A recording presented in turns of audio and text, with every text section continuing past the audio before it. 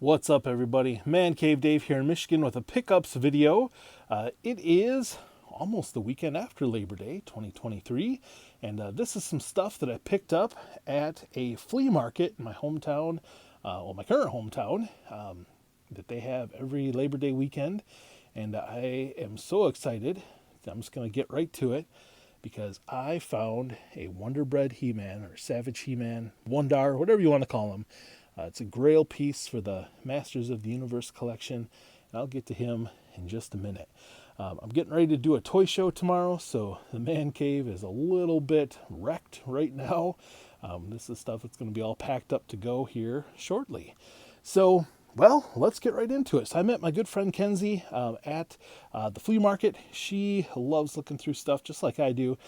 She knows a lot more about old 80s toys, vintage 80s girls' toys than I do. So we make a good pair, and she collects some stuff, so we look for stuff for her, and then she helps me find stuff too.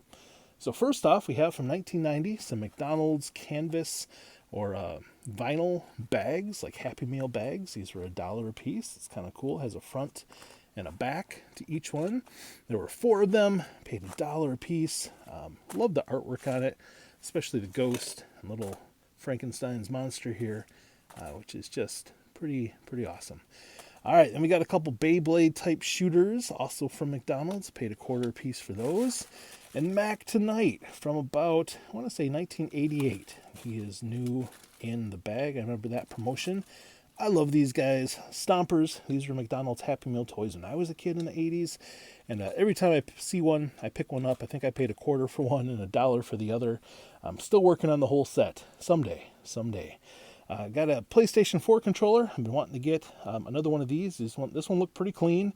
It was $25, so I went ahead and picked that up. And then a sealed copy of Friday the 13th, Part 8, Jason Takes Manhattan. I think I paid a whole $1 for this. So being that it's sealed and a classic, I went ahead and grabbed that. Kenzie pointed these out to me. These are vintage Popples keychains. They were $5 a piece. And at first I was like, I don't know. I mean, Popples, cool. Not really my thing. She's like, you should really pick those up.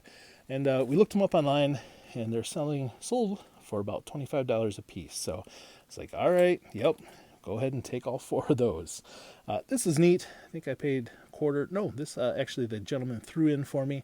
It's just a little like magnet toy. I don't know. I like it. Oh, it's going to go in my office. So, let's see what else.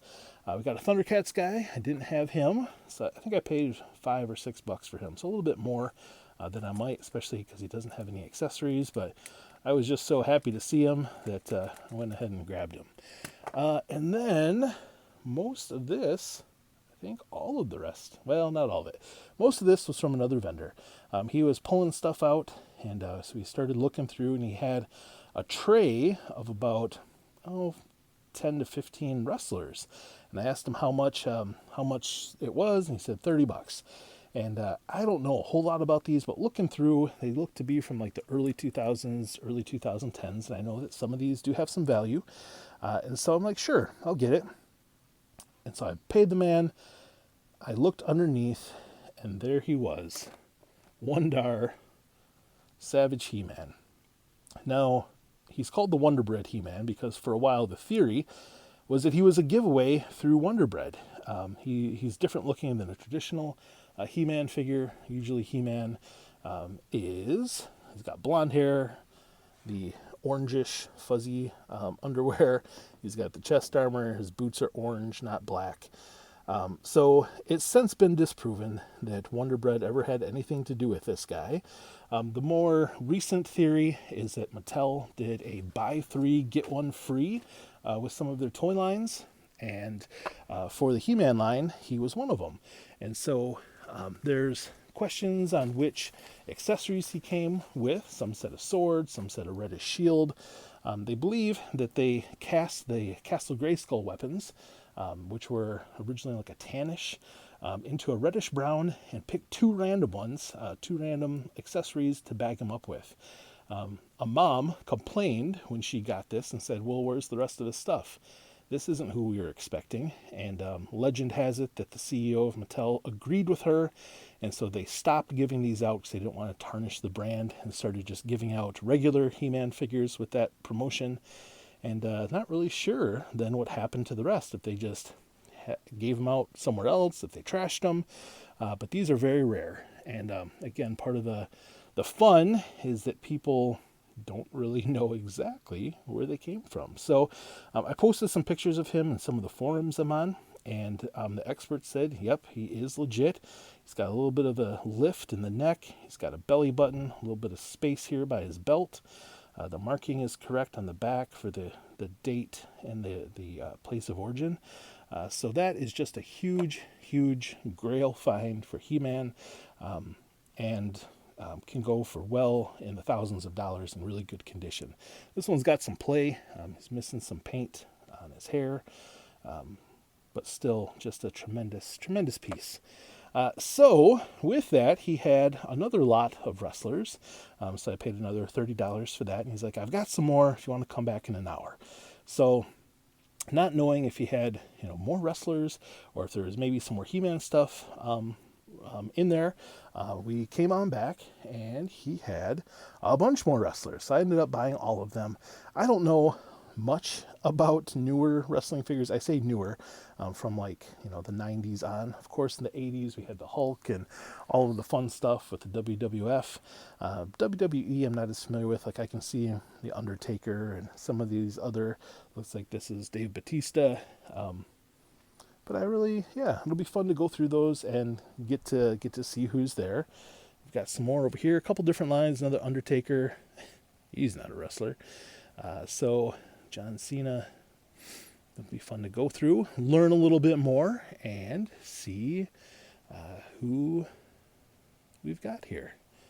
And some more up here. A few accessories, got a couple of belts, a couple chairs, that type of stuff. So that's kind of neat. Picked up this pack of cards. I love these old cards. Teenage Mutant Ninja Turtles was $1 for the pack, so I'll add those to my binder of cards. Let's see, what else? So he had a bunch of dolls. Kenzie started digging. She's like, hey, strawberry shortcake. And so paid about $1 a piece for these.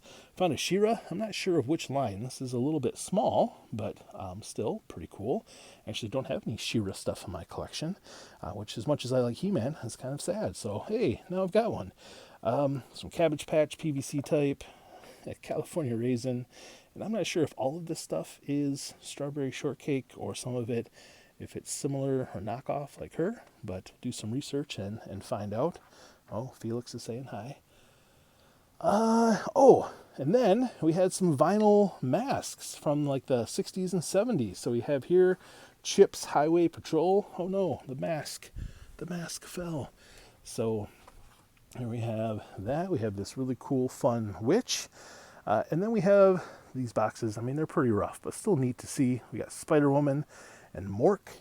And then over here, unfortunately, we don't have the masks, but we do have the Mork suit from 1978. And then the Spider-Woman suit. And so for all of that, I think I paid $20, which I just thought they were really cool. Oh, yeah, and this guy, Frankenstein. So I wonder if the witch mask goes with him, but I just thought he was really cool looking. So last but not least, there was a vendor who does some estate cleanouts, and they had all of these plushies with tags. A lot of them are from the 90s. They were only $1 a piece, so I had to grab them. But we've got Robin, some Dudley Do-Right characters, Joker, a couple of Supermans, the Riddler, Spider-Man, more Dudley Do-Right, Richie Rich, Popeye, and some Universal monsters there. So all in all, just a tremendous time. Big thanks to Kenzie for going with me and putting up with my geeking out of finding Wondar here. At one point, I was trying to verify that he was real and, really zoomed in on his butt. And she's like, what are you doing? I'm like, I'm just trying to make sure he's real. She's like, this looks really awkward. But anyway, from here in Michigan, this is Man Cave Dave. Thanks for watching, and hopefully I'll get a chance to see some of you at Geek Up Con tomorrow up in Houghton, Michigan. I look forward to seeing you there. Take care.